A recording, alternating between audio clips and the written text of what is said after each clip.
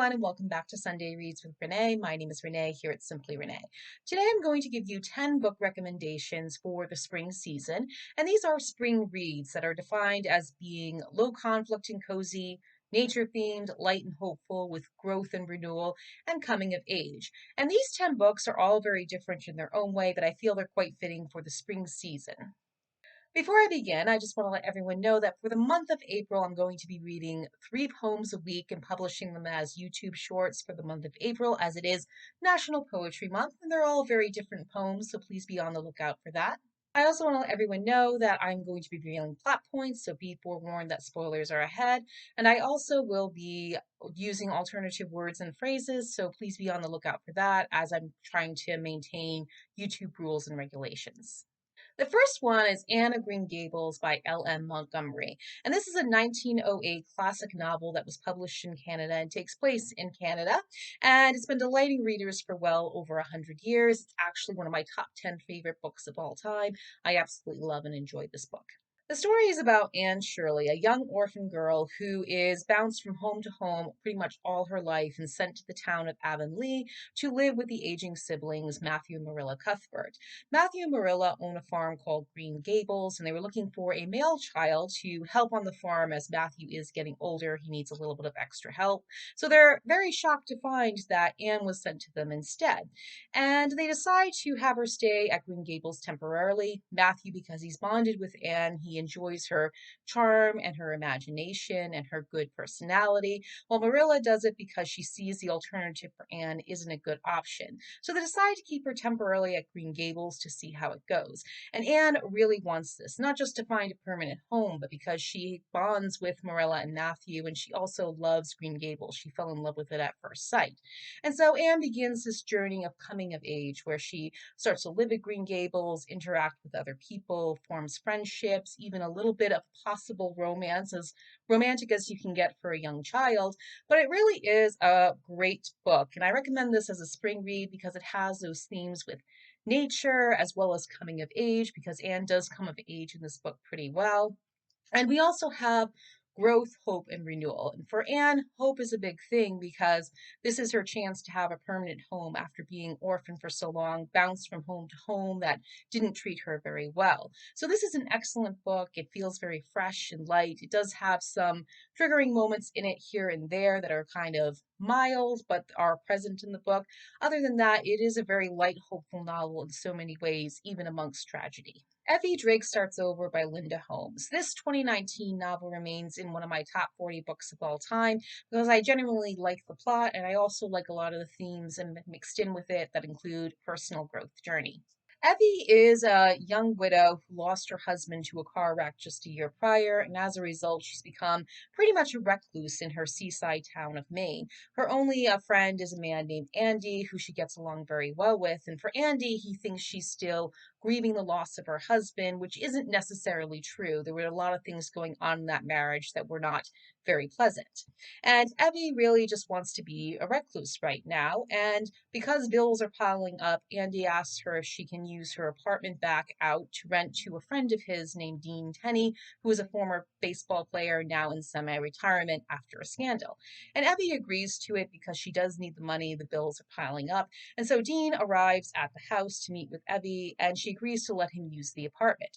And the two get along very well. They form an unexpected friendship, and there's a possible chance at happiness for them. But because they have these rules where she won't ask him about his failing baseball career, while he won't ask her about her husband, it does cause a lot of problems in this budding relationship and potential romance they have, and it can be derailed by the secrets that start to come out. One of the reasons I enjoy this one, though, is because it does fit with the spring reads of growth and renewal. Both Dean and Evvie go through their own set of growth and renewal. It's a personal journey for them both. And it also goes on the picturesque seaside town of Maine, fitting with a lot of the seasons. And it's just a really good book. It also is hopeful and has that in there. So it's a really enjoyable one. And it's also about starting over as well, which is a good theme for any type of spring read, I feel.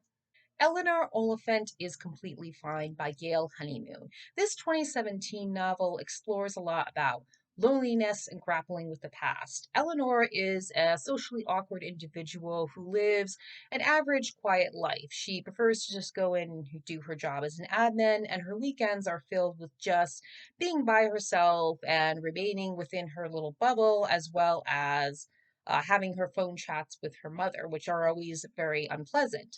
And for Eleanor, she just goes through the motions of life. She doesn't really have a lot of friends or any friends, really. And then one day she ends up meeting a man named Raymond, who is an IT guy in her office. They start to hit things off, and they even help an elderly gentleman named Sammy, who becomes part of their friend group as well. And they start to form these connections and spend time together. And it really helps Eleanor to come out of her shell. She stops being an introvert. She starts going through her own growth and trying new things. And she really feels bonding moments with these people that come into her life.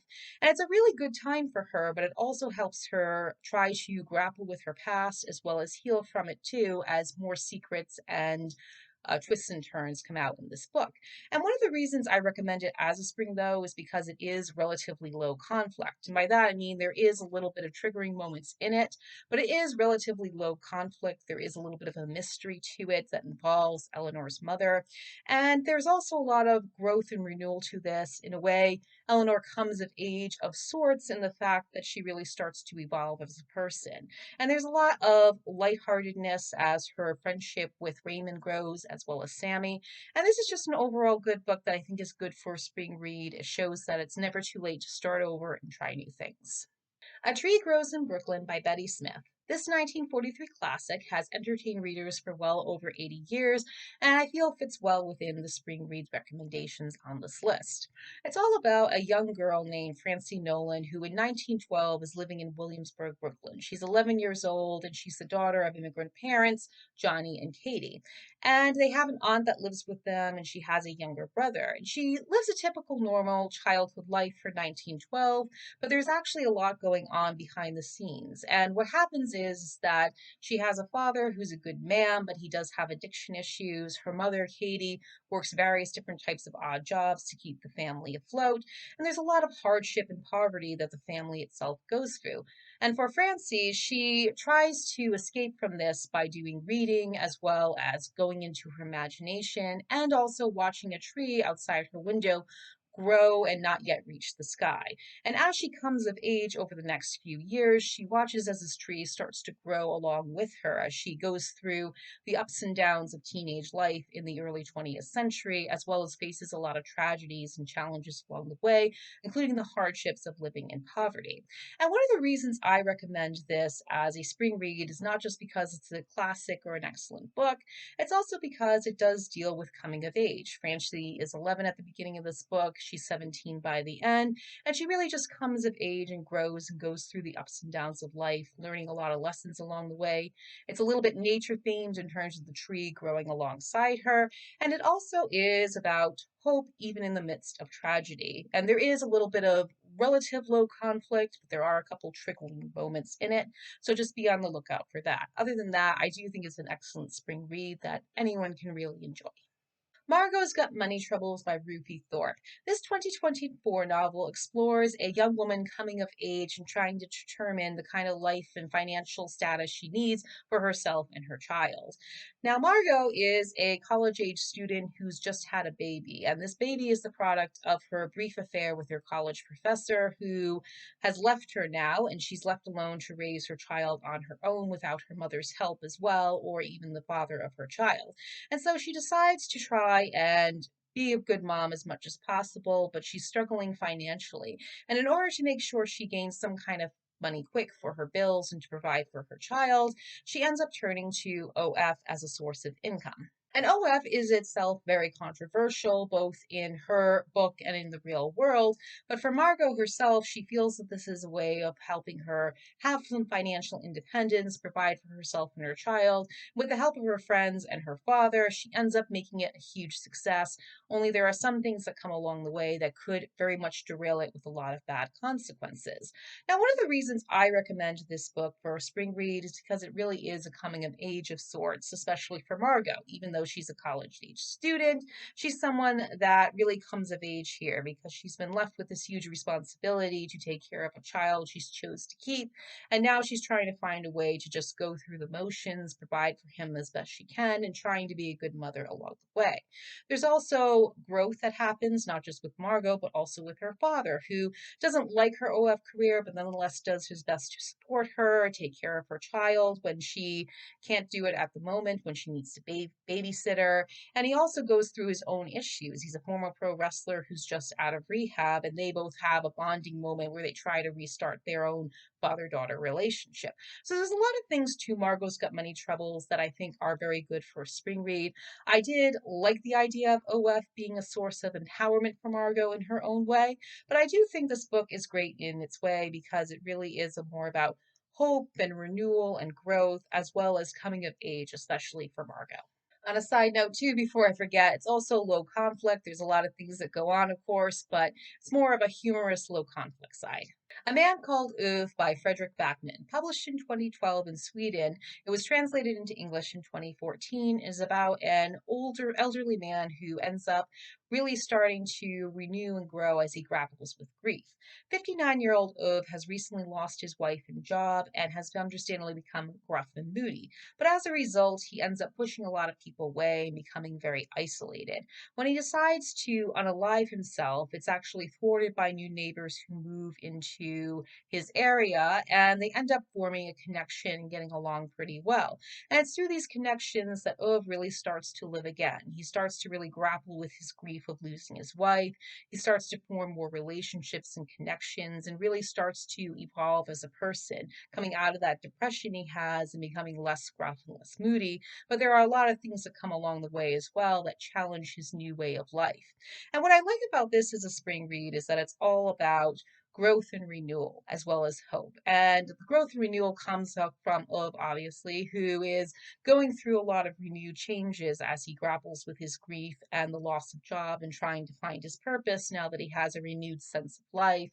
And you also have hope that it can be done as it goes through the book, but you also have a lot of relative low conflict. There are some tragedies that come along the way and hardships that make you think about a lot of things, but it's relatively low conflict in my opinion, and I think it helps to move the book along with a personal journey for Ove as well as the people around him. So all in all, this is one I recommend as a spring read. It's very well written, and I thought it was very enjoyable for a lot of reasons. Remarkably Bright Creatures by Shelby Van Pelt.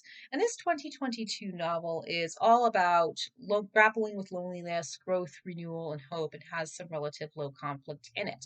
Tova is a recent widow who takes a job as a night cleaner at an aquarium where she befriends an octopus named Marcellus, who comes out of his tank every night in order to find better, adequate food than what the aquarium provides. They end up forming a kind of friendship, and he discovers that Tova is very lonely, not just because of the passing of her husband, but also because for decades she's been grappling with the cold case of her son's disappearance. She has no clue what happened to him and doesn't really understand why this case has run so cold.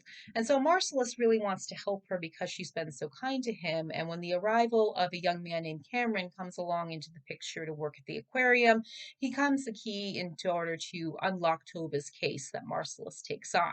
And one of the reasons I recommend this is because it is nature themed in its own way, because it does have a lot about aquariums and it takes place by the bay. Octopus named Marcellus is very nature themed in terms of being an octopus, of course, but it also has relative low conflict. There are some things that pop up here and there, but it's more about just life and moving forward, but also having renewal, growth, and hope as well. And Tova goes on that journey, as does Cameron and Marcellus.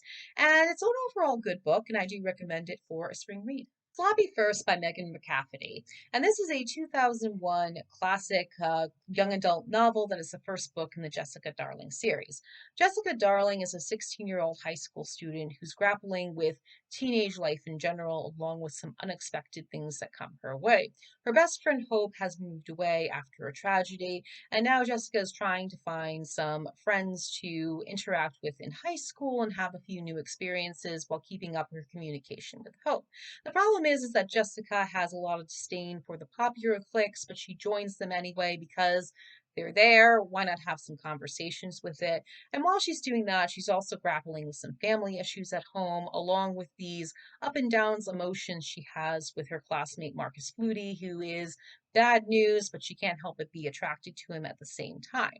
And she goes through a lot of these different changes. And as the school years goes by, she starts to really deal with growing up, relationships, crushes, and so much more, especially as she deals with some tragic realities. The reason I put this as a spring read is because it's all about growth and coming of age. Coming of age because Jessica ends up really coming of age here, where she learns a lot of things about herself and her life and going through all these teenage ups and downs. She even confronts some things in her family history that she's always wanted to ask but never really did. And so they have those conversations in the book. And there's also a lot of tragic realities that I can't reveal here because of YouTube rules and regulations and wanting to avoid some spoilers. But I do appreciate that McCafferty put them in the book because I think it's important to do that in order to really understand that teenage life isn't all sunshine and roses. Sometimes it has a lot of things that happen that you can't control and do affect you in very negative ways. But it's also growth as she really comes of age, Jessica, and really tries to go through these ups and downs. And since the first book in the Jessica Darling series, there's 4 more that follow it that really show more of her growth along the way. But Sloppy First is still that classic young adult novel that I do recommend to everyone. It is a little dated in some ways because, again, published in 2001, but the themes are still very much universal. The Long Way Down by Jason Reynolds. This 2017 novel is a young adult book that focuses on the themes of revenge, violence, and grief through the perspective of a 15-year-old who is taking a journey into the past. Will is 15 years old, and his brother Shane ended up getting M-worded just a short time ago, and he really wants to take revenge on it because it was an act of violence from a gang. And so Will decides to take an elevator ride to the destination of where he'll take this revenge. Only this 60-second elevator ride turns into a journey of the past, as he meets a lot of different ghosts from his past that talk about this violence and whether or not he can actually break the cycle of violence. I put this more as a spring read because it's a coming of age book. In a way, Will becomes of age as he goes through this 60-second elevator ride. And he really does try to really grapple with everything that goes on through these experiences and what he himself witnessed himself. And it really is something that's not really low conflict, of course, because you're dealing with grief, but also the reality of violence, especially gang violence, and you really have to go through all of that. So there are some triggering moments in it, but nonetheless, it is what I consider coming of age. It's also a little bit about hope and renewal that you can take with it at the end if he goes on that path or not. So it's kind of an ambiguous ending, but I overall liked it in that regard and do recommend it as a spring read. Will the Real Me Please Stand Up by Elizabeth Van Steenwyk. This 1994 young adult novel is one that really explores identity and growth and belonging. Mira is a junior high school student who is the new kid in school. She's struggling not only with being in a new place and trying to meet new people, but she's also having problems with her own identity. While she ends up forming a friendship with different types of classmates, including the popular crowd, she also has a lot of struggles with identity in terms of the fact of her own biracial makeup. Her father is Black, her mother is Japanese, and she feels very disconnected from both and doesn't think that she fits in within both sides of her family at home or even in school because of this biracial identity. So there's a lot of discussion in the novel about that. But what Mira really does go through is a lot of coming of age, the ups and downs of teenage life, but she also grapples with a lot of things within her own identity to hopefully find her place where she belongs. So I put this as a spring read because it deals with coming of age in terms of Mira really coming of age as a junior high school student, trying to grapple with who she is and the teenage years, being the new kid at school, as well as her identity. And there's a lot of growth that also comes from that as well. And this book really resonated with me when I read it in 6th grade in 1999. So this is a little blast from the past, but I really resonated with me a lot because I enjoyed the plot and I liked the themes that were discussed in it. And because this was published in 1994, it is a little dated in some regards, but I overall remember enjoying it and it still stuck with me even close to 30 years later. So it's something I recommend as a spring read, or you can also find ones with similar themes as well. And this concludes my 10 books for spring read recommendations. Now tell me what you think. Have you heard of any of these books, read any of these books, or are there other ones you want to recommend? Do you agree with me, not agree with me? Please let me know in the comments section below. As always, I welcome all discussions. I thank you so much for tuning in. I'll be back next Sunday with a Sunday Reads video, and Wednesday with another video, and Friday with a food video. I thank you so much for tuning in, and please be sure to like, share, comment, subscribe, and click the notification bell. I'll see you next time. Bye.